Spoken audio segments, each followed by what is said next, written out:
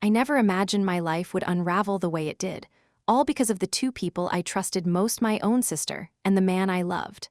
I'm 28, and my younger sister, Sarah, was always the family's golden child, charming, adored, and about to have the perfect wedding.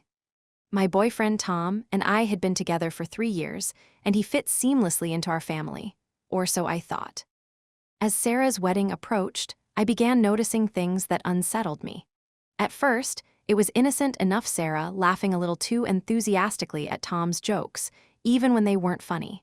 She'd touch his arm during conversations or find reasons to brush past him. I told myself I was overthinking, that she was just excited about her big day, but the feeling in my gut wouldn't go away. The signs became harder to ignore. Sarah started texting Tom late at night, asking for advice about her fiancé, Mark. I caught Tom deleting messages, and when I asked him about it, he claimed it was nothing, that I was being paranoid. My parents brushed off my concerns, chalking it up to pre-wedding nerves, and even Mark seemed oblivious, trusting Sarah completely. One evening, after a family barbecue, I returned from the bathroom and saw Sarah and Tom talking quietly in the garden, standing unusually close.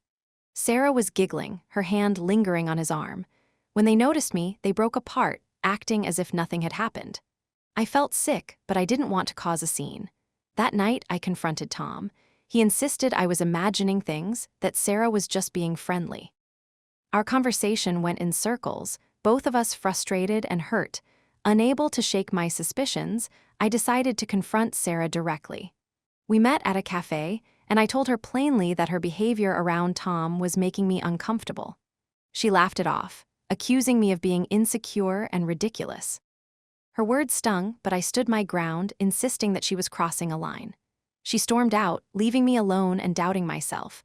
Was I really just being paranoid? The days that followed were tense. Sarah stopped speaking to me, and my parents, siding with her, accused me of trying to ruin her wedding. Tom continued to insist nothing was going on, urging me to let it go. But I couldn't. The anxiety gnawed at me, and I felt more isolated than ever. A week before the wedding, I went to my parents' house, hoping to clear the air.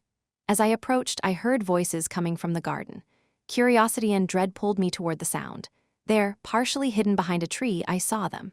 Sarah and Tom were locked in a passionate embrace, completely absorbed in each other.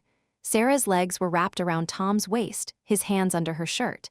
They didn't even notice me standing there, frozen in shock. It felt like the ground had disappeared beneath me.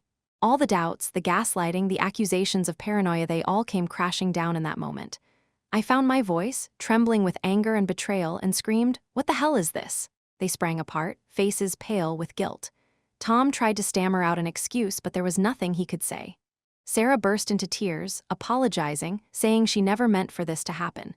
But the betrayal was too deep. I ran. I didn't look back as they called after me. I drove home, numb, packed a bag, and checked into a hotel. I sent Tom a single text, "We're done, don't contact me." Then I turned off my phone. In the days that followed, the fallout was immense.